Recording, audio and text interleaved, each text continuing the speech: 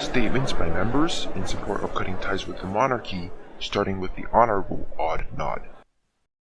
Mr. Speaker, I stand hither today to convince my fellow members of this House that I stand not here to convince you to cut ties with the British, but with a tyranny.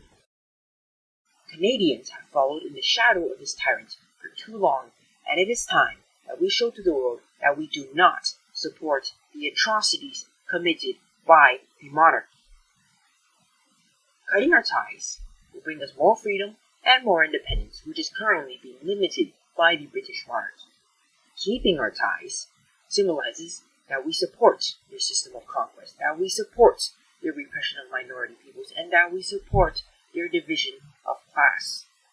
This House cannot stand and proclaim that we support equality of all peoples while we remain connected with the British monarchy, which is why I ask, Mr. Speaker, that we cut our ties with the British monarchy. Thank you, Mr. Speaker. The Right Honorable Prime Minister. Mr. Speaker, cutting our ties with the British monarchy is an unreasonable move that will result in the worsening of attitudes of both the British and the Canadian sides. Cutting our ties will not solve any problems, but create more. I ask the member of the claims you have brought up, has any of them been violated by the British during the last century? No, I dare say not. I do not deny, Mr. Speaker, that the British have committed atrocities in the past, but none of them within the last 100 years. The Queen, for example, acts only as a symbol to maintain order and wields much less power than her ancestors. And she cannot limit your freedom in any way.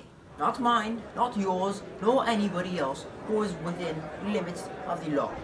Our ties with the British monarchy is what binds us together. Am I correct? Thank you, Mr. Speaker. The Honorable Member from Abitibi, Timiskaming. Mr. Speaker, I believe our Prime Minister may need a review in our nation's history, because what he doesn't know is that in the 1800s, the British and the Canadian governments agreed that if Britain should ever enter a foreign conflict, Canada is obligated to help along.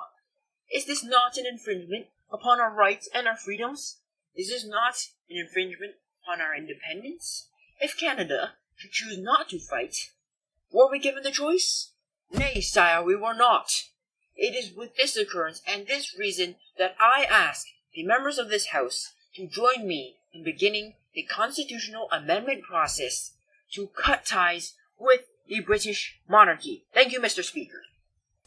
Mr. Speaker, I'd be happy to give my fellow MP a lesson on our nation's history because he seems to have either forgotten or is purposefully ignoring what transpired after the events of the First World War. To put it simply, we renegotiated those very terms with the British so that it allowed Canadian independence on whether we got to choose our own fights or not.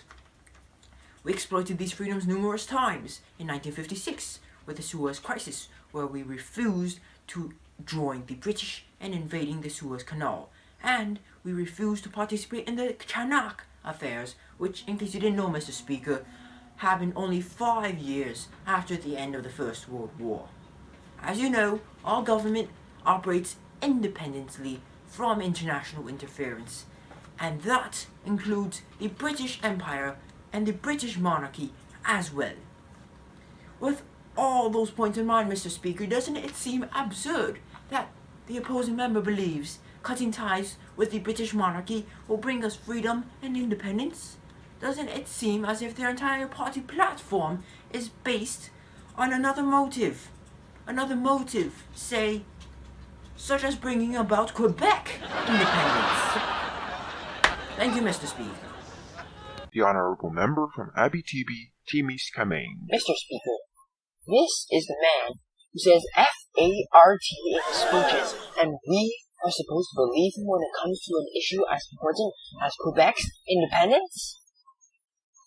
This is the man who calls the mace a stick while running out of the House of Commons like a child. simply because he is unhappy with my decisions.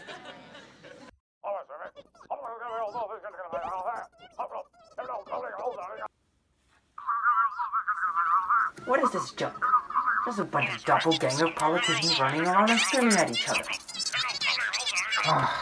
Well, now that civics is over, it's time For career.